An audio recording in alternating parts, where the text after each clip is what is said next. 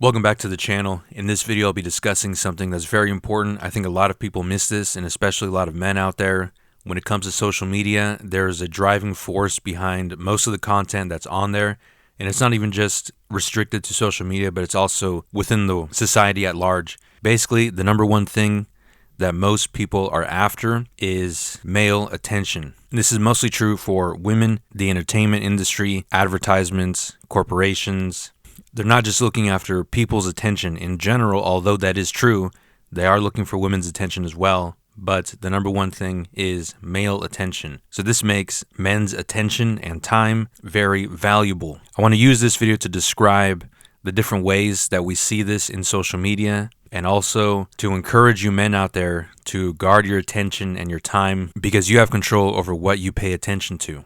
So to start off, there are a lot of things appealing to male attention, and there's different degrees of this. It's sort of like a spectrum. There's different kinds of content that tries to attract men. You might have heard this term before, the male gaze, and this is a term that was coined by the woke left.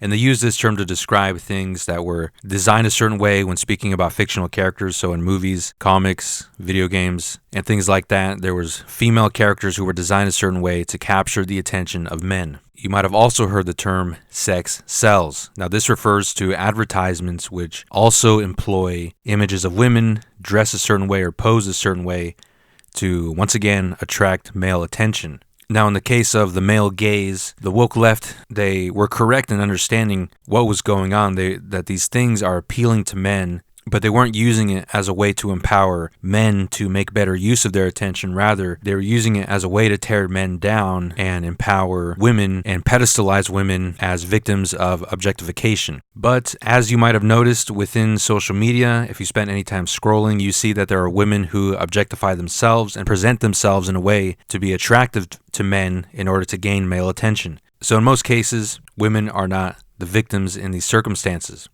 Now, of course, women can be victims and used as an object to attract men, but now overwhelmingly there is a digital form of this. And in those cases, not only are they attracting men's attention, but once they get the attention, they can also get money. Now, what's going on in the background of all these things that are happening, men are being bombarded with provocative images of women. And again, there is a spectrum. Some of it isn't as bad as others. Some of it is very bad. The effects on the mentality of men also ranges depending on how strongly the images are presented. There is a wide range of the negative impacts of viewing these things constantly. But the thing I want to encourage men is that you have control over what you pay attention to. It's your attention, it's your time, and you control where it goes. Now that's true at the individual level, but also within the big picture, our time and our attention does not even belong to ourselves. So again, working off of a Christian framework here, life is a gift, and because life is a gift, everything that we have in this life does not belong to us and we don't own it. Therefore,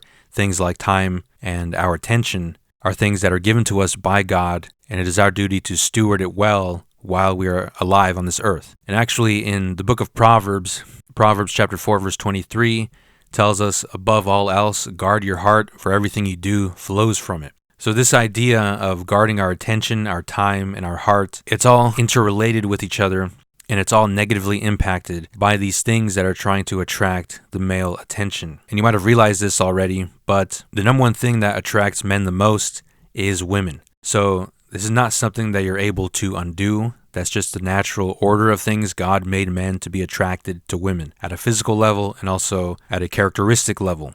So the world has realized this, and they know that they can get money from it. So that is why the female form is used, and it's optimized to increase the level of attention that they're able to gather from men. And again, I want to make it clear that it's specifically men being targeted, because men on average earn more money. And so if they get the attention of men, they're able to get more money from the men. So you have to understand that as a man, you are being targeted by basically most institutions, most corporations, the entertainment industry as well. But as I said before, it's sort of a spectrum, and there's sort of 3 tiers to this, or 3 levels of this. Level 1 would be the peripheral level, number 2 would be the central level, and 3 would be the integral level. And I'll quickly go over what I mean by these terms. So number one is the peripheral level, which is the kind of content that doesn't have sexual appeal at the forefront, but it's more on the peripheral level. So for example, this is where most movies would reside in. So for example, they might have an attractive woman, but it's not the main focus of the movie. Now this is not necessarily a bad thing, but you do have to use discretion of what you're watching, because once again, you are in control of what you put in front of you. A lot of advertisements would fall into this category as well. And I would say most content that is widely available and distributed would be in this realm. But the most notable difference between this tier and the other tiers is that in the peripheral tier, the main goal is not to attract men specifically. I want to pause here and explain something really quickly. Even though in this first tier, there might not be a lot of sexual appeal being presented, that doesn't stop a lot of young men out there from losing themselves in it. Something I've noticed with a lot of young men today is that they have a low standard or a low threshold of what's visually exciting for them, which says a lot about their difficulty with self-control. Not being able to control your thoughts or your words will bleed into other areas of life. So if you lack self-control in one area, there could be many other areas in your life where you're also lacking self-control. Now, when we get to the second tier, the central tier, this is where the sexual appeal is at the center, but there is more to the product. So, for example, this is where a lot of the social media posts that you might see about women who are dressed a certain way, pose a certain way to present their bodies as a way to attract the male attention. And this is the stuff that you come into contact with the most when you're scrolling on Instagram, for example, or TikTok, or even YouTube. They're after likes, they're after a watch time, so your attention. They're after comments, and they take it a step further by trying to interact with their commenters to deepen the level of attention and to keep you hooked onto this kind of content. So there are a lot of female fitness influencers who are in this realm, and there's a lot of other things as well. A lot of other accounts which they use their Instagram profiles, advertise another kind of content that they're creating. And so building a relationship with their audience, another way for them to capture the male attention. And this gets into the idea of parasocial relationships. A lot of streamers, for example, on Twitch, there's even what's called content creators that are called VTubers, where they use an anime character as their avatar, and it moves around and talks and interacts with the audience, and they build a friendship with the audience with the constant interaction and the back and forth between the audience and the content creator. The sexual appeal might not be a part of the product, but the parasocial aspect is. But when the sexual appeal and the parasocial aspect are combined is when it creates the most dangerous method of capturing male attention. So that's the kind of content that's in the second tier. Now in the third tier, the integral tier, this is where the sexual appeal is the product and there's nothing else to hide it. Basically, the worst kind of content that is used to capture male attention. You probably already know what I'm talking about, so I don't need to go into any detail. I don't have to sit here and tell you what you should be watching or what you shouldn't be watching. For the most part, we know what we shouldn't be watching. There's sort of a gray area where it's not as bad as some of the worst content that's out there, but it's also not totally harmless. I want to give you a way to gauge whether it's something that is harmful to you or something that is harmless. And I think the best way to decide that is the kind of impact that it has on you. So for example, I think the best way to tell if it's having a negative impact on you is if it's restricting your progress in your self-improvement, restricting your progress mentally, spiritually, and that's one of the biggest ones, spiritually, physically, and financially. So if any of those four things are being negatively impacted, that shows you that content is not something that you should be consuming because it's having a negative effect on you. A good question to ask yourself is, how long are you thinking about this kind of content? This also applies to fiction as well. It's not just social media.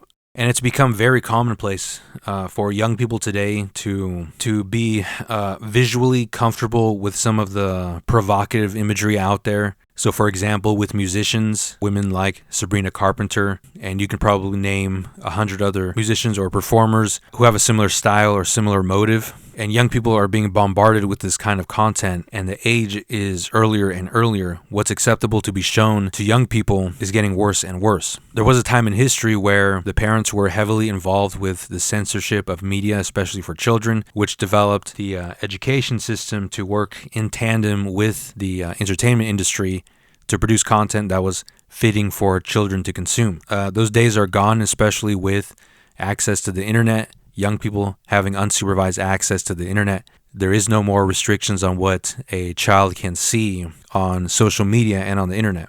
So you might have grown up seeing this stuff already, but as an adult, you have the ability to control what content you're consuming. Don't believe this lie that your attention has a mind of its own. So, for example, there's this thing that people say, and they say they have intrusive thoughts.